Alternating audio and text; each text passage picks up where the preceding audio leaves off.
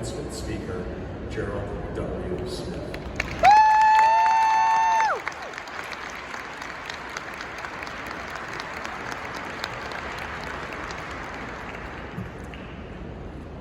Thank you so much for that warm. St. Francis of Assisi once said, "We have been called to heal wounds, to unite what is falling apart, to bring home those who have lost their way." He calls us to set aside our biases and fears and build relationships based on love and understanding. Dig deeper into your life and commit to being unstoppable. Number 2, put energy into your life. Many people die young but are not buried until they're senior citizens. In other words, they walk among us as the living dead, with no ambition, and worse, no self-worth. Number 3, broadcast only good news. Much of what we absorb today is negative information and reinforced with our everyday conversations with other people. Build up people around you, and you in turn will build yourself up. Because you, and you alone, are the only person who can live the life that can author the story that you were meant to tell. You know, there's a well-known saying that states, "What you are speaks so loudly, I can't hear what you're saying." And you are it. What you believe, you become. If you think you can, you can. You see, what you send out, you get back. Number 4, set aside fear and be willing to speak up for yourself and others.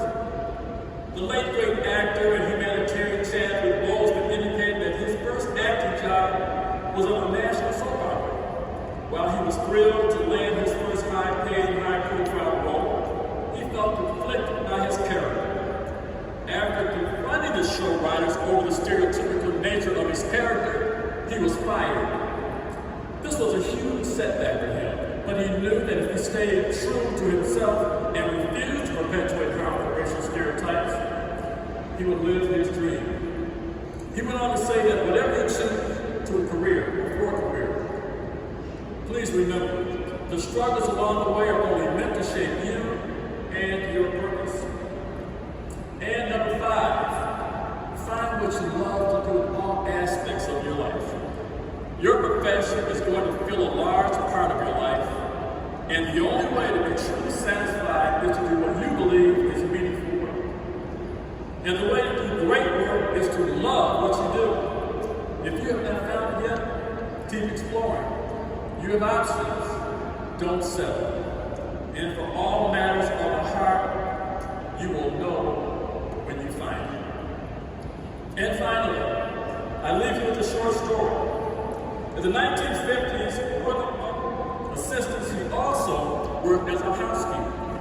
10 years later, upon graduation from high school, the youngest son was offered a music scholarship to attend Alameda College, but was unable to accept it because his mother became very ill.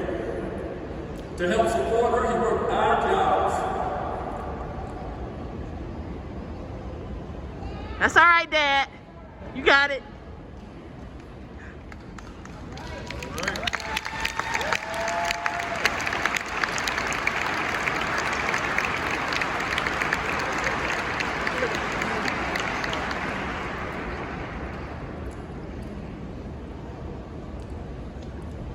He worked odd jobs.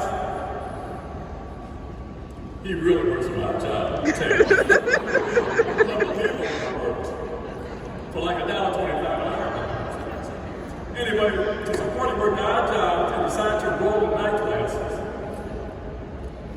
at a local community college. It was also during this time that the Vietnam War was escalating and Dr. King was assassinated. He decided that based on his faith, that he could not enter the armed forces because of his religious and moral beliefs.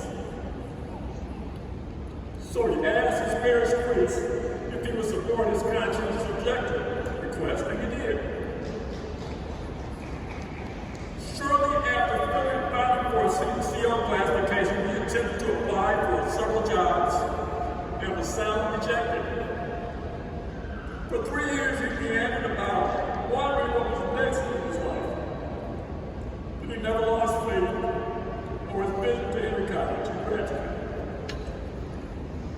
Then one day he discovered an affirmative action program offered by this local university called Project 100. He applied and was accepted. In his freshman year, he discovered the university had a military program that actually supported the Vietnam.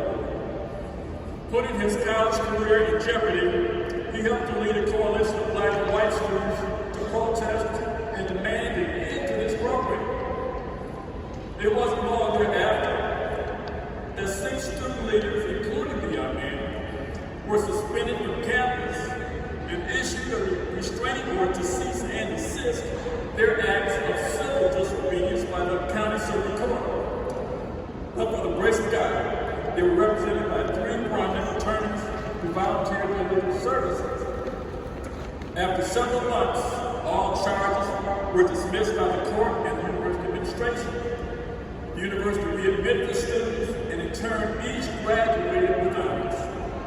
Ironically, 3 years after they graduated, the university disbanded the military program. Incidentally, that young man became the first in his family to graduate from college, and I'm humbled to say, if you don't already know, that man was me.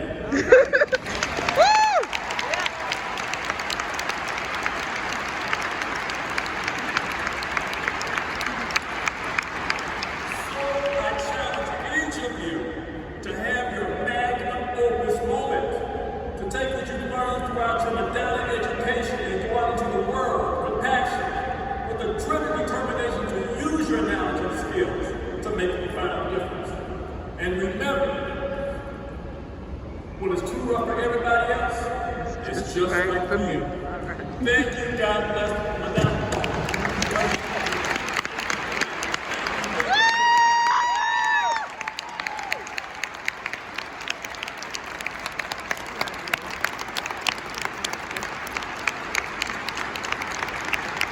I ask the chairperson of the Madonna University Board of Trustees and its president to escort Gerald W. Smith to be presented for consideration. David Boyd will read this honorary degree citation. Mr. Boyd.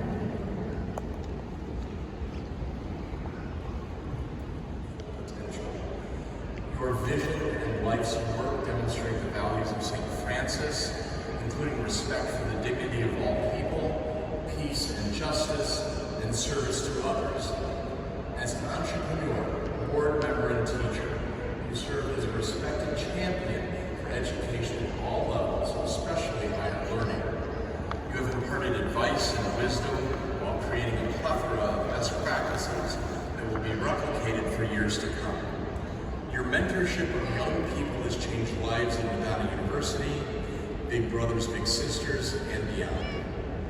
Employing your talents as a fundraiser, you've secured a wealth of support for capital projects in the city of Detroit and at Madonna University.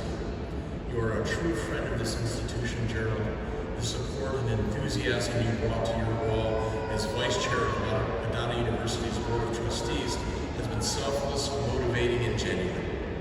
You graciously acknowledge how your faith in God and the loving support of your family have contributed to your success. Your many honors and awards pay tribute to your unparalleled commitment to excellence in communication, business, and education. For a lifetime of service that has informed and inspired many people to make a positive difference in the lives of others, Madonna University proudly bestows upon you the degree of Doctor of Humane Letters, honoris causa.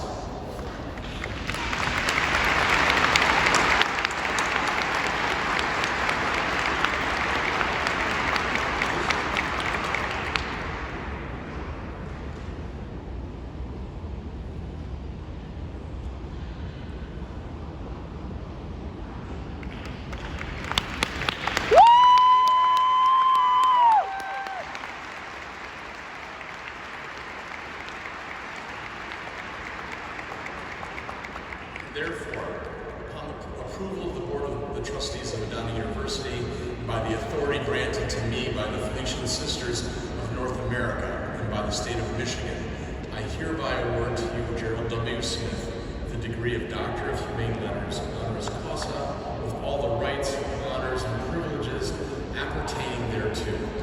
In token whereof, I present you with this diploma, and I confirm that you have been vested with the hood emblematic of this degree. It's now my pleasure to introduce Madonna Vice President for Advancement, Matt Reinecker, who will introduce the recipient of the Distinguished Alumna Award. But let's give Gerald a big round of applause.